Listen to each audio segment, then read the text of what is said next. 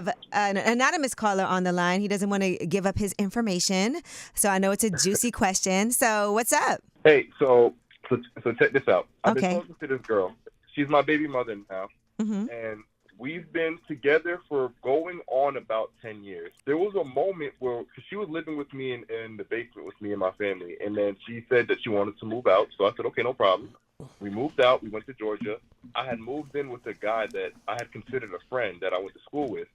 We moved in with him, and then, and now mind you, she's been cheating on me for like a lot from like the beginning all the way up until we moved, which was like probably 4 years of the straight cheating. And I figured, okay, if I take you out of New York and take you to somewhere where you don't know nobody and somewhere rural, it might make our relationship stronger. What? So Wait, when what I happened did if you So did she what? been. I don't want to stop your flow, but I just trying to understand. So she been cheating on you for 4 years, and then you felt like, okay, I'm gonna get her to stop cheating by moving her outside of her demographic. Yes, but also there's more to the story, because the thing was, I knew the family she came from, so I understood how she viewed life, and I figured that like if I had just showed her like unconditional love, something that she wasn't really raised with, that maybe it would change the way she acts. Oh And that's what I wow! thought. Oh You're wow! very You know, understanding. and wow! You know what nice. they call guys like you, right? Stop! Don't do that. I already know. Amazing. I just called it.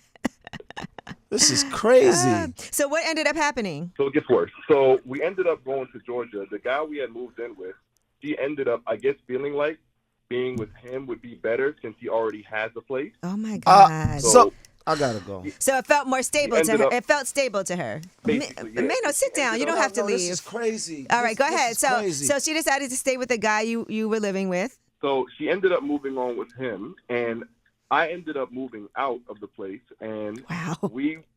I ended up coming back home to New York.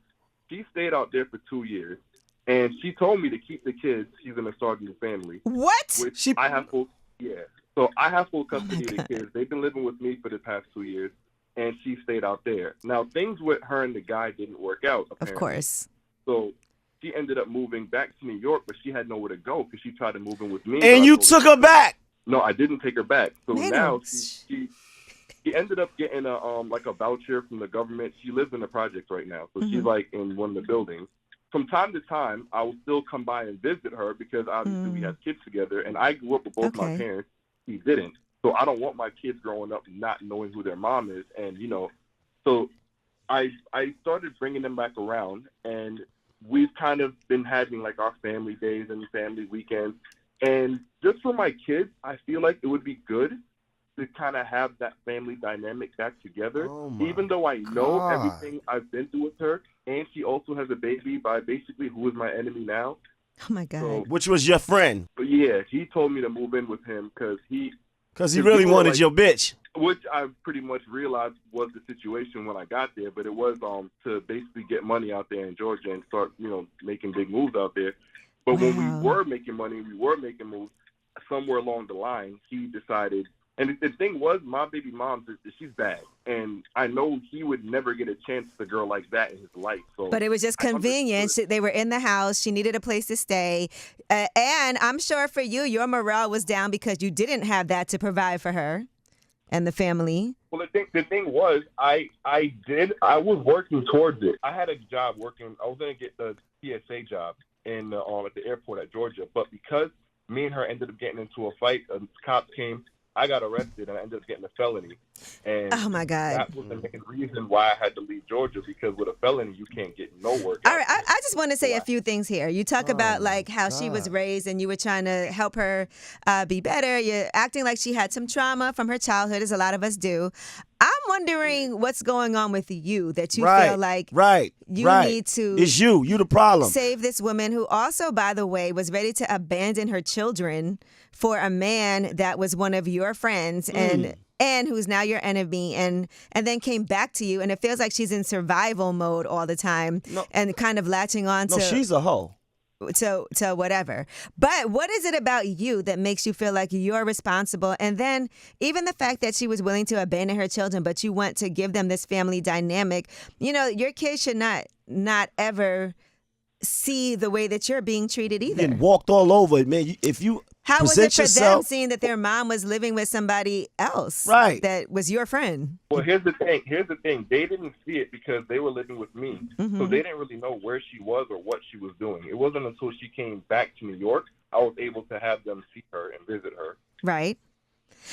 All right, but I'm just the saying, thing was- what if she does this again? And now you have your kids. This is who she is. You know, back thinking that you guys are going to be, and then she abandons them again, because that couldn't have felt good for the children That's crazy, man. to be like, where's mom? Well, no, there was actually a couple months where, or almost to a year, where she wasn't even in contact with them, and I had to take her to court in order to even talk to her kids. Oh my God, man. To me, it's kind of like, I don't understand what it is that you're still holding on to, because it feels like you're making excuses for her. And listen, a lot of us have past trauma, and it does affect how we deal with the relationships moving forward. But I think enabling her is not really the answer You gotta until tighten she's up, willing man. to get some help for herself. You got to tighten up. You move like a sucker, they're going to play you like one. You got to tighten up. She been walking all over you from day one.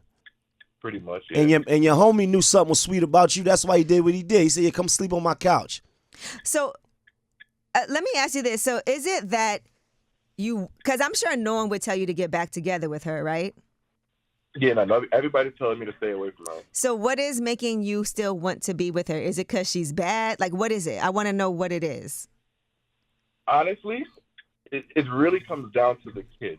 I just feel like it's not fair that I got to experience two parents and my kids can't. Oh my God. Yeah, but you have to also protect your kids right, but yeah. from being disappointed and hurt over and over again, right?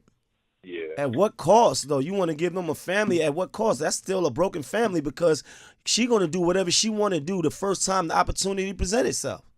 And I try to think that at some point she'll change, but it looks like it's People probably don't change. She's bro. not, listen, the only thing that can happen is if she's willing to work on herself. And I don't know that you letting her come back and do whatever she wants is her working on herself. Because then why would she? I mean, I figured after what she went through in Georgia, she might have learned something, because he treated her way worse than I ever would have. Yeah, that's the thing. You treating her too nice. You know, listen, I never want to be for tearing a family apart, but I also, you know, she needs to do the work on herself. What is she doing to work on herself? What steps is she taking? And what accountability is she taking? Well, that's the thing. She's actually not taking no accountability. She swears that, like, she did nothing wrong.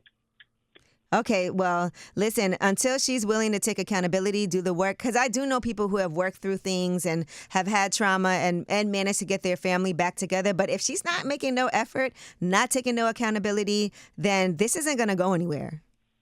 You know, and you have to be very clear. I'm still hopeful that even like maybe 5-10 years down the line. Yeah, but if she's not, you gotta like let her know, I can't do this because you haven't worked on yourself and you're not taking any accountability, and that's why. You are definitely able to see the children, you know, and we can work out an arrangement and custody and all of those things, because you don't know what she might do in the future, so you want to make sure you protect yourself and your kids too, and that's always the priority. Yeah, that was part of the reason why I took her to court, was to make sure she can't actually like take me for child support and stuff like that. All right, well, good luck. Way up.